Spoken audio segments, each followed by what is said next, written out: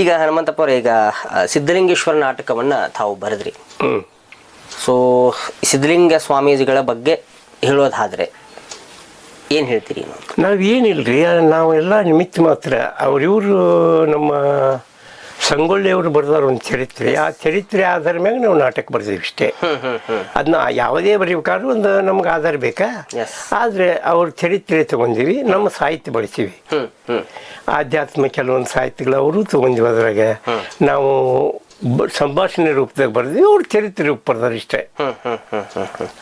ಆದರೆ ಅದು ಏನು ಇನ್ನೊಂದು ನಾಟಕ ಬರೆದು ಆಡಿಸಿದ್ರಿ ನಮ್ಮ ಊರಾಗಿಲ್ಲೇ. ಆದ್ರೆ ಅದು ನಮಗೆ ನಾಟಕ ಸಕ್ಸಸ್ ಆಯ್ತು, ಗವಾಯಿಗಳ ಕಂಪ್ನಿಗೆ ಮಾಡಿದ್ರು. ಆದರೆ ಅರ್ಧ ಇತ್ತದ ನಾಟಕ. ಸ್ವಾಮಿಗಳು ಇಲ್ಲಿದ್ದಾನೆ ತೊಗೊಂಡ್ಬಿಟ್ಟಿದ್ರು ಅವರು, ನಾವು ಹಂಗಿಲ್ಲ. ಅವ್ರು ಎಲ್ಲಿ ಹುಟ್ಟಿದ್ರು, ಮಠಕ್ಕೆ ಹ್ಯಾಂಗೆ ಬಂದರು, ಮಠ ಹ್ಯಾಂಗೆ ಬಿಟ್ಟರು, ಮುಂದೆ ಎಲ್ಲೆಲ್ಲಿ ಅಲ್ಲಾಡಿದ್ರು, ಅಲ್ಲಿಂದ ನಮ್ಮ ಊರಿಗೆ ಹ್ಯಾಂಗೆ ಬಂದರು, ಇದೆಲ್ಲ ಡೀಟೇಲ್ ಐತೆ ನಮ್ಮ ಊರಾಗ. ಒಟ್ಟು ಎಷ್ಟು ನಾಟಕಗಳನ್ನ ಆಡಿದ್ರಿ ಅಂತ? ಯಾವ್ದ್ರಿ? ಈ ಸಿದ್ಧಲಿಂಗೇಶ್ವರ ಸ್ವಾಮಿಗಳ ನಾಟಕ ಭಾಳ ಆಡಿಲ್ರಿ ನಾವು. ನಡುವೊಮ್ಮೆ ಇಲ್ಲಿ ಆಡ್ಬೇಕಂತ ಮಾಡಿದೀವಪ್ಪ, ಅದೇ ಬರೆದ್ಬಿಟ್ಟು ಭಾಳ ದಿವಸದಿಂದ. ಅವರು ಒಂದಿಬ್ಬರು ನಟರ ಮಾತು ಕಲಿಲ್ಲ. ನಮ್ಮ ಸಿದ್ಧಲಿಂಗಪ್ಪಗೆ ಪಾಠ ಕೊಟ್ಟಿದ್ವಿ ಹೂಗಾರ, ಹಾಸ್ಯ ನಟ, ಒಳ್ಳೆ ನಟ ಅಂತ ಕೂಡ್ಲಪ್ಪ ಕೊಟ್ಟಿದ್ವಿ. ಅವರಿಬ್ರು ಮಾತಾ ಬರಲಿಲ್ಲ ಅವ್ರಿಗೆ. ಅಂತ ಚಾಪ್ಟರ್ ಇದ್ದಾಗ ನಿಂದ್ರಕ್ಕೆ ಬರಲಿಲ್ಲ. ಎಲ್ಲ ಮರುದಿವ್ಸ ಬಂದ್ ಮಾಡಿ ಸಾಮಾಜಿಕ ನಾಟಕ ಒಂದು ಭಾಳ ವರ್ಷ ಅಲ್ಲ, 10 ವರ್ಷ ಆಡಿದ್ವಿ ಒಂದು 2 ನಾಟಕ ಇಲ್ಲೇ. ಅದು ಥಿಯೇಟರ್ ದೂರಾಗಿ ಅದು ಸಕ್ಸಸ್ ಆಗಲಿಲ್ಲ. ಅದ್ರಾಗ ನಾವು ಏನೋ ಟೈಮ್ ಇಲ್ಲ ಅಂತ ಕೈ ಬಿಟ್ಟಿವಿ ಅದನ್ನಿಷ್ಟೆ. ನಾನು ಹಾಳಾಗ್ಲಿಕ್ಕೆ ಕಾರಣನ ನಂದು ಅದ ಅಂತೀನಿ ನಾನು. ನಂದು ಅಂದರೆ ಈಗ ನಮ್ಮ ಮನೆತನ ಹಾಳಾಗ್ಬೇಕಾದ್ರೆ ಅವ್ರ ಶಾಪನ ಕಾರಣ ನನಗೆ. ಸಿದ್ಧಲಿಂಗ ಮಹಾಸ್ವಾಮಿಗಳ ಶಾಪ? ಹೌದು. ಅಂದ್ರೆ ಅವ್ರು ಹೈಸ್ಕೂಲ್ ಮಾಡಿದಾಗ ನಮ್ಮ ಅಪ್ಪನ ಹಗಲೆಲ್ಲ ಕರೆಯಕ್ಕೆ ಕಳಿಸಿದ್ರು ಡೊನೇಷನ್ ಸಂಬಂಧ. ಸಾಕಷ್ಟು ಅನುಕೂಲತೆ ಇತ್ತು ನಮ್ಗೆ. ಇವ್ರು ಹೋಗಿ ಭೇಟಿ ಆಗ್ಲಿಲ್ಲ ಅವಾಗ ಒಟ್ಟ ಅವ್ರನ್ನ. ಏನ್ ಕೇಳ್ತಾರೆ ಏನು ಅಂತ ಒಟ್ಟ ಹೋಗ್ಲಿ ನಮ್ಮ ತಂದೆಯವರು. ಆ ಹೈಸ್ಕೂಲ್ಗೆ ನಮ್ದೇನು ಮುಟ್ಟಿನೂ ಇಲ್ಲ. ಅದಕ್ಕೆ ಅದೇ ಶಾಪನ ನಮ್ಗೆ ತಟ್ಟಿ ಹಿಂಗಾತನು ಅಂತ ನನಗನ್ಸುತ್ತೆ, ನನ್ನ ಆತ್ಮಕ್ಕೆ ಅನ್ಸಲ್ಲ. ಸರಿ ಸರಿ, ಹೌದಲ್ಲ ಅಂತ್ರಿ. ಯಾಕಂದ್ರೆ ದೊಡ್ಡವರು ಮುನಿದ್ರು ಅಂದ್ರೆ ಏನ್ ಬೇಕು ಮುನಿಸಿಕೊಂಡ್ರೆ ಏನ್ ಬೇಕಾಗತ್ತೆ. ಅವ್ರು ಒಂದು 10-20 ಸಲ ಕರೆ ಕಳ್ಸಾರ. ನನಗೆ ಗೊತ್ತೈತಿ ಅದು. ನಮ್ಮ ತಂದೆಯವ್ರು ಹೋಗ್ಲಿಲ್ಲ, ಅಂಜಿ ಏನು ಕೇಳ್ತಾರ ಏನಿಲ್ಲ ಅಂತೇಳಿ. ಏನು ತಪ್ಪಿದ್ದಿಲ್ಲ. ಅವ್ರು ಕೇಳಿದ್ರಪ್ಪ ಎಷ್ಟು ನಿಗತ್ತಂತ ಕೊಟ್ಟು ಬಂದಿದ್ರೆ ಏನೂ ಹಾಕಿದ್ದಿಲ್ಲ. ಇವ್ರು ಹೋಗೇ ಇಲ್ಲ. ಅದೊಂದು ನನಗೆ ಕುಂದು ಐತಿ. ಅಂದ್ರೆ ಅವಾಗ ಶಾಲೆ ಕಟ್ತಿದ್ರೇನ್ರಿ? ಅವಾಗ ಹೈಸ್ಕೂಲ್ ಇದ್ದಿಲ್ರಿ ನಮ್ಮೂರಿಗೆ. ಹೈಸ್ಕೂಲ್ ಇದ್ದಾಗ ನಾವು ಗುಳೆಗುಡ್ಡಕ್ಕೆ ಹಚ್ಚಿದ್ದೀವಿ, ಬಾಗಲಕೋಟೆಗೆ ಗುಳೆಗುಡ್ಡಕ್ಕೆ ಅಲ್ಲಿ ಇಲ್ಲಿ ಹೊಕ್ಕಿದ್ದೀವಿ. ಅದಾರ ಏನು ಮಾಡಿದ್ರು ನೋಡ್ರಪ್ಪ, ದೊಡ್ಡ ಊರು ಐತಿದು, ಹೆಣ್ಮಕ್ಳು ಊರು ಬಿಟ್ಟು ಹೋಗೋದಂದ್ರು ತಂದೆ ನೋಡ್ರು, ನಮ್ಮೂರಾಗ ಯಾಕೆ ಹೈಸ್ಕೂಲ್ ಮಾಡಬಾರ್ದು ಅಂಥೇಳಿ ಠರಾವ್ ಮಾಡಿ ದಿವಸ ಪಂಚಾಯತಿಗೆ ಬಂದು ಒಬ್ಬೊಬ್ಬರನ್ನ ಕರೆಯಾಕೆ ಕಳಿಸಿ, ನೀವೇನು ದೇಣಿಗೆ ಕೊಡ್ತೀಯಪ್ಪ ಹೈಸ್ಕೂಲ್ ಮಾಡಕ್ಕೆ, ಹಿಂಗೆ ಪಟ್ಟಿ ಕೇಳಿ ಇಸ್ಕೊಂಡ್ರು. 75,000 ರೂಪಾಯಿ ಪಟ್ಟಿ ಇತ್ತು ಆಗಿನ ಕಾಲದಾಗ. ಒಂದು 14 ಹೊಲ ಬಂದು ಆವಾಗಲಿದ್ದ ಹೈಸ್ಕೂಲ್ ಸ್ಥಾಪನೆ ಮಾಡಿದ್ರು. ಎಲ್ಲೇ ಈ ಬಂಗ್ಲೆದಾಗ ಫಸ್ಟ್. ಇಲ್ಲಿ ಬಂಗ್ಲೆ ಇತ್ತಲ್ಲ. ಯಾವ ಬಂಗ್ಲೆ ರೀ? ಈಗ ಇದ್ರ ಬೀರ್ಲಿಂಗರ ಗುಡಿ ಆಗೈತಲ್ಲ, ಅದು ಇದ್ರಿಗೆ ಐತಲ್ಲ, ಅಲ್ಲಿ ಹೈಸ್ಕೂಲ್ ಸ್ಥಾಪನೆ ಆಯ್ತು. ಮುಂದೆ ಒಮ್ಮೆಲೆ ಹೈ ರೇಟ್ ಚಲೋ ಆಯ್ತು. ಅಷ್ಟೊತ್ತಿಗೆ ನಮ್ದು ಹೈ ರೇಟ್ ಮುಗಿದಿತ್ತು. 9th ಇದ್ದೀವಿ ನಾವು ಅವಾಗ. 63 ಹೈಸ್ಕೂಲ್ ಚಲೋ ಆಗೈತ್ರಿ ಅದು. 63 ನಾವು 9th ಇದ್ದೀವಿ. ಅವಾಗ ಎಲ್ಲರನ್ನು ಕರ್ಕರಿಸಿ ಕೇಳಿದ್ರು ಅವ್ರು ಅದಾರು. ಅವಾಗ ಇವ್ರು ನಮ್ಮ ತಂದೆಯವರು ಒಟ್ಟೆ ಹೋಗ್ಲಿಲ್ಲ. ನಮ್ಗೆ ತಿಳುವಳಿಕೆ ಐತಿ, ನಾವು ಏನು ಹೇಳಕ್ಕೆ ಹೋಗುತ್ತೆ ನಮಗೂ ಹೇಳೋಂಗಿರಲ್ಲ, ಅವಾಗ ಸಣ್ಣವ್ರಲ್ಲ ನಾವು. ಹಿಂಗಾಗಿ ಅದರಿಂದ ಆಯ್ತು ಏನೋ ಒಟ್ಟು ಏನಾಗಲಿ ಆಯ್ತು. ಆದರೂ ಏನು ಆಸ್ತಿ ಹೋಗ್ಲಿ ಬಂಗಾರ ಹೋಗ್ಲಿ ದೇವ್ರು ನಮಗೇನು ಕೂಲ್ಗೇಡಿ ಮಾಡಿಲ್ಲ. ಅದನ್ನ ಪುಣ್ಯದಿಂದ ಆರಾಮದೀವಿ. ಇಷ್ಟು ಮಾತ್ರ ಕರಿ. ಇನ್ನು ಆಸ್ತಿ ಹೋತು ಅನ್ನೋದು ಅಷ್ಟೇ ಹೊರತಾಗಿ ಉಳಿದೇನು ಯಾವುದೂ ತೊಂದರೆ ಇಲ್ಲ ನಮ್ಗೆ.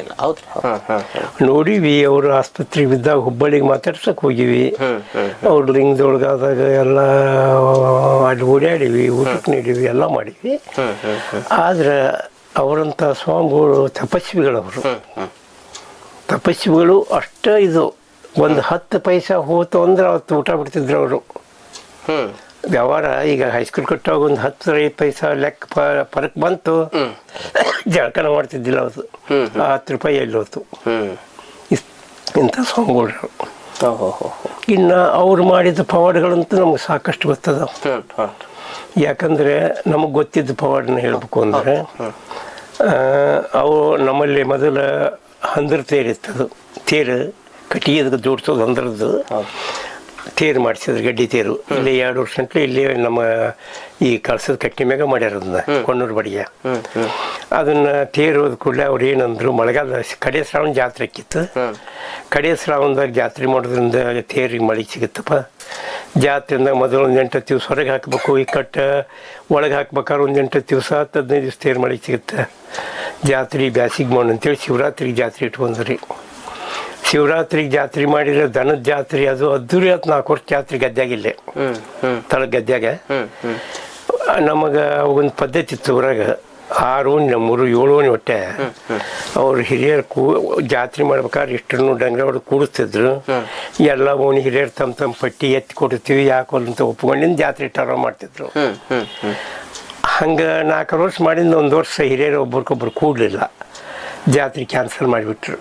ಶಿವರಾತ್ರಿದು ಕ್ಯಾನ್ಸಲ್ ಆಗನ ಯಾವ್ದಾರಿಗೆ ನಮೂನೆ ಪೆಟ್ಟಾತೋ ಏನಾದ ಅವ್ರು ಹೋಗ್ಬಿಟ್ರು ಹಂಗ್ಲಕ್ಕೆ. ಮುಂದೆ ಇವ್ರು ಜಾತ್ರೆ ಮುಗಿಸ್ಬಾರ್ದು ಅಂಥೇಳಿ ಉಗಾದಿಗೆ ಮತ್ತಿಷ್ಟು ಹಿರಿಯರು ಕೂಡಿ ಉಗಾದಿಗೆ ಜಾತ್ರೆ ಇಟ್ಕೊಂಡ್ರು. ಅದನ್ನ ಕರೆಯೋಕೆ ಹೋದ್ರು, ಅವ್ರೇನು ಬರಲಿಲ್ಲ. ಬಂದಾಗ ನೀನು ಬಿಡ್ತಾರೆ ಹೆಂಗೆ ಥರ ಮಾಡಿದಂತೆ ಜಾತ್ರೆ ಮುಗಿಸಿದ್ರು.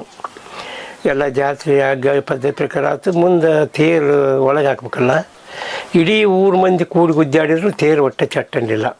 ಒಮ್ಮೆಲ್ಲ ಮಂದಿ 8-10 ಸಲ ಗುದ್ದಾಡಿದ್ರು ಅಂಗ್ರ ಹೊರಡೋದು. ಒಟ್ಟೆ ತೇರು ಜಾಗ ಬಿಟ್ಟು ಮಿಸ್ಗಲ್ಲಿಲ್ಲ ಅದು. ಅವಾಗ ಎಲ್ಲರೂ ಹಿರಿಯರು ಹೋಗಿ ಹಿಂಗಾಗೈತ್ರಿ ತಪ್ಪತ್ತು ನಮ್ಮದಂತೆ ಅಜ್ಜಾರನ್ನ ಕರ್ಕೊಂಬಂದರು. ಅಜ್ಜಾರನ್ನ ಕರ್ಕೊಂಬಂದಿಂದ ಅವ್ರು ಬಂದು ಬರೀ ಸಾಲಿ ಊಟ ಕೈಗೆ ಹಗ್ಗ ಕೊಟ್ಟು ನಡೆಯಪ್ಪ ಸಿದ್ದಪ್ಪ ಅಂತ ಒಂದು ಕಾಯಿ ಗಾಲಿಗೆ ಹೊಡೆದ್ಬಿಟ್ಟು ದುಡ್ಡು ಒಳಗೆ ಬಿಡ್ಬಿಟ್ಟು. ಈಗ ಸಿದ್ಧಲಿಂಗಪ್ಪಗಳ್ರಿ ಐಹೊಳಿ ಒಳಗ ತಪಸ್ ಮಾಡ್ತಾ ಇದ್ರು. ಮತ್ತೆ ಐಹೊಳಿ ಒಳಗಿದ್ದಾರೆ ಅವ್ರ ಗುರುವಿನ ಹತ್ರ ಇದ್ರಲ್ಲಿ ಕಲಿಯೋಕಂತ ಅಲ್ಲಿ ಒಬ್ಬರು ಶರಣರಿದ್ರು, ಅವ್ರ ಹತ್ರ ಹೋಗಿದ್ರು. ಅವ್ರು 3 ಜನ ಇದ್ರು. ಅಡಿಯಾಳ ಶರಣಮ್ಮನವರು, ನಮ್ಮ ಬಿಳಿಕೇರಿ ಅದ್ದರು, ಇವರು 3 ಜನ ಅವ್ರ ಕೈಯಾಗಿದ್ರು ಅಲ್ಲೇ. ಮುಂದೆ ಅವ್ರ ಅದ್ದಾರ ಏನಂತಾರ, ಇಲ್ಲೇ ಇಷ್ಟರಿಗೆ ಸಣ್ಣ 100 ರೂಪಾಯಿ ಎಲ್ಲರಿಗೆ ಭಿಕ್ಷಾಟನ ತ್ರಾಸ ಆಗುತ್ತೆ, ಮತ್ತು ನಿಮಗೂ ಏನು ಎಲ್ಲ ಐತೆ ಹೇಳೈತಿ, ಎಲ್ಲರ ಅನುಷ್ಠಾನ ಮಾಡಿ ಸಿದ್ಧಿ ಮಾಡ್ಕೊರಿ ಅಂದಾಗ ಅವರಿಬ್ರು ತಮ್ಮ ಊರಿಗೆ ಹೋದ್ರು. ಇವ್ರು ಸಿದ್ಧಲಿಂಗ ಸ್ವಾಮಿಗಳು ಇಲ್ಲರ ಅಂತಾಳ ಬಸವೇಶ್ವರ ದೇವಸ್ಥಾನದಾಗ ಅನುಷ್ಠಾನಕ್ಕೆ ಮಾಡಕತ್ತಿದ್ರು ಅವರು. ಅವಾಗ ಬಸ್ ಇರಲಿಲ್ಲ, ಖಾಸಗಿ ಬಸ್ಗಳು ಇವು ನಮ್ಮ ರಾಮನಗೌಡನು ಇದ್ದವು. ಆ ರಾಮನಗೌಡ್ರ ಅಪ್ಪರಾಗ ಬಸ್ನಾಗ ಅಡ್ಡಾಡುವಾಗ ಅವ್ರು ಬರೋ ಹೊತ್ತಿನಾಗ ಇವ್ರು ಹೊಳೆಯಾಗ ಜಳಕ ಮಾಡಕತ್ತಿದ್ರು ಅಂತ ಅದ್ದಾರು. ಮತ್ತು ಕ್ಯಾವಿಯರು ಅದ್ದಾರ ಅಂದ್ರೆ ಅವ್ರ ಭಕ್ತಿ ಭಾಳ. ಗಾಡಿ ತರಿವಿ ಇಳಿದು ಗಾಡಿಗೆ ಹೋಗಿಬಿಟ್ಟು ಹೋಗಿ ನಮಸ್ಕಾರ ಮಾಡಿ ಹಿಂಗ್ರಿ ಯಾವ್ರಿ ಏನೆಲ್ಲ ಕೇಳ್ಕೊಂಡ್ರು. ನಮ್ಮ ಮನೆಗೆ ಇಟ್ಟು ಪಾದ ಹಾಕ್ರಿ ಅಂತೇಳಿ ಅಂದಾಗ ನಮ್ಮ ಊರಿಗೆ ಅವ್ರ ಮನೆಗೆ ಬರಲ್ಲ ಅಂದ್ರಂತ ಅವಾಗ. ಯಾಕಂದ್ರೆ ನಾವು ಏನು ಸಿದ್ಧಿ ಆಗುತ್ತೋ ಸಂಸಾರಿಕರ ಮನೆಗೆ ಬರೋಂಗಿಲ್ಲ ಅಂದಾಗ ಕಡೆಗೆ ನಮ್ಮ ಊರಿಗೆಲ್ಲ ಬರ್ರಿ, ದೇವಸ್ಥಾನ ಐತೆ ಅಲ್ಲಿ ಒಂದು ಪುರಾತನ ದೇವಸ್ಥಾನ ನೋಡ್ರಿ ಅಂತೇಳಿ ಅವ್ರನ್ನ ಕರ್ಕೊಂಬಂದ್ರಂತೆ. ಕರ್ಕೊಂಬಂದಾಗ ಆ ದೇವಸ್ಥಾನ ನೋಡಿ ನಾ ಇಲ್ಲೇ ಅನುಷ್ಠಾನ ಕೈಕೊಂತೀನಿ ಅಂತೇಳಿ ಇಲ್ಲೇ ಉಳ್ಕೊಂಡ್ರು ಅದ್ದಾರು. ಓಕೆ, ಅವಾಗ್ಲಿಂದ ಇಲ್ಲೇ ಅದಾರ. ಇಲ್ಲೇ ಅವ್ರು. ಅವಾಗ ಅದು ಕಾಡದು ಕಾಡಿತ್ತು. ಹೌದು, ಎಲ್ಲ ಗೂಟುಗಳು ಈಗಲ್ಗತಿ ಇರಲಿಲ್ಲ ಅದು. ಕಡೆ ಶ್ರಾವಣದಾಗ ಜಾತ್ರೆಗೆ ಹೋದಾರು ಹೊಳ್ಳೆಯಲ್ಲಿ ಗುಡಿಗೆ ಹೋಗಿದ್ದರು ಮಂದಿ ಯಾರೋ ಅವಾಗ. ಬಟ್ ಜಾತ್ರೆಗೆ ಹೋಗೋದು ಹೊಳೆ ಮತ್ತೆ ಮುಂದಿನ ವರ್ಷ ಜಾತ್ರೆಗೆ ಒಂದು ಜಾತ್ರೆಗೆ ಯಾರು ಒಬ್ಬಿಬ್ರು ಹೋದ್ರು ಅಲ್ಲಿ ಮತ್ತೆ ಹೋಗಿರ್ಬೋದು. ಆದರೆ ಕಂಟಿಗೆ ಗೂಟುಗಳಲ್ಲಿ ಅವು ಇವು ಎಲ್ಲ ಗ್ರೌಂಡ್ನಾಗ ಬೆಳೆದ್ಬಿಟ್ಟಿದ್ವು ಅವಾಗ. ಇವ್ರು ಇರ್ತೀನಿ ಅಂದಾಗ ಅದನ್ನೆಲ್ಲ ಕಡಿಸಿ ಸ್ವಚ್ಛ ಮಾಡಿ ಆಚೆ ಕಡೆ ಏನು ಗುಡಿ ಐತಿ ನೋಡ್ರಿ, ಒಂದು ಸಿದ್ದಪ್ಪನ ಗುಡಿ, ಹುಂಚಿಗಿಡದ ಕಡೆ ಒಂದು ಪಂಚಲಿಂಗದ ಗುಡಿ ಅಲ್ಲೇ ಉಳ್ಕೊಂಡಿದ್ರು ಅವ್ರ ಅರ್ಧಾರ. ಅಲ್ಲೇ ಪೂಜೆ ಅಲ್ಲೇ ಅನುಷ್ಠಾನ ಮಾಡಿದ್ರು. ಮುಂದೆ ಭಾಳ ದಿವಸ ಹೋದ ನಂತರ ಅವರಿಗೆ ಇದನ್ನ ಕಟ್ಟಿಸ್ಕೊಟ್ರಿ ಇಲ್ಲೇ ಆಶ್ರಮ. ಈಚೆಗಾಗೈತಲ್ರಿ. ಈಗ 4 ಸುತ್ತಲೂ 4 ಗುಡಿ ಅದಾವ, ಗುಡಿ ಅದಾವಲ್ರಿ. ಪಂಚಲಿಂಗ ಗುಡಿ, ಪಂಚಲಿಂಗ ಗುಡಿ ಆ ಕಡೆ ಹುಂಚಿಗಿಡ ಕಡೆ ಐತಲ್ರಿ, ಅಲ್ಲಿ ಸಣ್ಣ ಇದ್ರೊಳಗೆ. ಓಹೋ. ಮೊದಲಿನ ರಂಗಭೂಮಿ ಕಲಾವಿದರಿಗೂ ಮತ್ತು ಈಗಿನ ರಂಗಭೂಮಿ ಕಲಾವಿದರಿಗೂ ಏನು ವ್ಯತ್ಯಾಸ ಅನ್ಸುತ್ತೆ ಅಂತ ನಿಮಗೆ?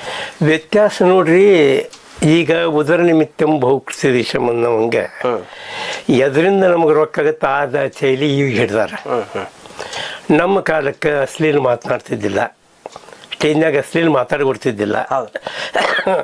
ಈಗ ಸಣ್ಣ ಬಚ್ಕೊಂಡು ಕುಡಿದಾಡ್ತಾರೆ, ಏನು ಮಾಡೋಕ್ಕಾಗಲ್ಲ. ಚಪ್ಪಲಿ ಒಗೆದಾಡ್ತಾರೆ, ಹೇಳಿ ಮಾತಾಡ್ತಾರೆ. ಏನದೆಲ್ಲ ರಂಗಭೂಮಿ ಪಾವಿತ್ರತೆ ಈಗ ಸರಿ ಇಲ್ಲ. ನೀವೇನನ್ರಿ ಏನು ನೋಡ್ತಾರ, ಬರೀ ರೊಕ್ಕ ಆದ್ರೆ ಸಾಕು ಅನ್ನೋದನ್ನ ನೋಡ್ತಾರೆ ಮಾರಕರು ಹೊರತಾಗಿ ಇನ್ನೊಂದು ಏನೂ ಇಲ್ಲ. ಅದೇ ಗುಡಿಗೇರಿ ಬಸಣ್ಣವರು ಕಾಲದಾಗ ಏನೂ ಅಶ್ಲೀಲ ಮಾತಾಡ್ಕೊಡ್ತಿಲ್ಲ ಅವ್ರು ಸ್ಟೇಜ್ನಾಗ. ನಾವು ಹಂಗೆ ನಮ್ಮಲ್ಲಿ ಅಶ್ಲೀಲ ಮಾತಾಡ್ತಿದ್ದಿಲ್ಲ. ಈಗಿನ ರಂಗಭೂಮಿಗೆ ಭಾಳ ಫರಕ್ ಆಗಿದೆ. ನಮ್ಮಲ್ಲಿ ನಾವು ಆಡುವಂಥ ಸ್ಟೋರಿ ಈಗಿನ ನಾಟಕ ನಮ್ಗೆ ನೋಡುವಂಗೆ ಆಗೋದಿಲ್ಲ. ಈಗಲಾರಿ ನಮ್ಮ ನಾಟಕ ಇಡಿಸಲು ಅವ ಇಡಿಸ್ತಾವ, ಬರೀ ಯಾವ ಬೇಕೀಗ ಏನು ಮಾಡೋಕ್ಕಾಗಲ್ಲ. ಇಲ್ಲಿ ಒಬ್ಬೊಬ್ಬರಿಗೆ ಒಂದು ಹೆಂಗಂತಾರಂತಂದ್ರಿ, ಸಿನಿಮಾ ಬಿಟ್ಟು ನಾಟಕಕ್ಕೆ ಹೋಗುವಂತ ಮಂದಿ ಐತ್ರಿ. ನಾಟಕ ನೋಡೋ ಮಂದಿನ ಬೇರೆ, ಸಿನಿಮಾ ನೋಡೋ ಮಂದಿನ ಬೇರೆ. ಅದು ಕೆಲವೊಂದು ಜನ ಅದಾರ, ಇಲ್ಲಂತಲ್ಲ, ಈಗೂ ಅದಾರ ಅವರು ಅದಾರಲ್ಲ. ಈಗ ಅಂಥವ್ರು ಕಡಿಮೆ ಇರಲ್ಲ. ಈಗ ನಾವು ನೋಡ್ತೀವಿ ಅಂಗಡಿ ಹಾಕ್ತಿರ್ಲಲ್ಲೇ ಬನಶಂಕರಿಗೆ ಬರ್ತಾರ, ಯಾವ್ದ್ರ ಹಾಸ್ಯ ಯಾವ್ದ್ರಾಗ ಐತಿ ಅಂತ ಕೇಳ್ತಾರೆ. ಬರೀ ಸ್ಟೋರಿ ಕೇಳೋದಿಲ್ಲ, ನಗ್ಸುದು ಯಾವ್ದ್ರಾಗ ಐತಿ ಅಂತಾರೆ. ಏನ್ ಮಾತಾಡ್ಬೇಕು ನಾವು ಮುಂದೆ? ಅಂದ್ರೆ ಈಗ ಜನರು ಅದೇ ತರ ಕೇಳ್ತಿದ್ದಾರೆ ಅನ್ನುವಂಥದ್ರಿ. ಈಗ ಜನ ಅದನ್ನ ಕೇಳ್ತಾರೆ. ಏನು ಓಕೆ ಓಕೆ ಓಕೆ ಅಂದ್ರೆ ಮನೋರಂಜನೆಗಾಗಿ ಅವ್ರು ಬರ್ತಾರೆ. ಅಳೋದು ಮನ್ಯಾಗ ರಗಡಾಗಿರ್ತದೆ ಸಂಸಾರದಾಗ, ಅಲ್ಲಿ ಅದ ಯಾಕೆ ನಮಗೆ ನಕ್ ಹೋಗೋಣ ಅಂತ ಅವ್ರಂತಾರೆ. ಅವ್ರದ್ದು ತಪ್ಪಲ್ಲ. ಸರಿ ಸರಿ.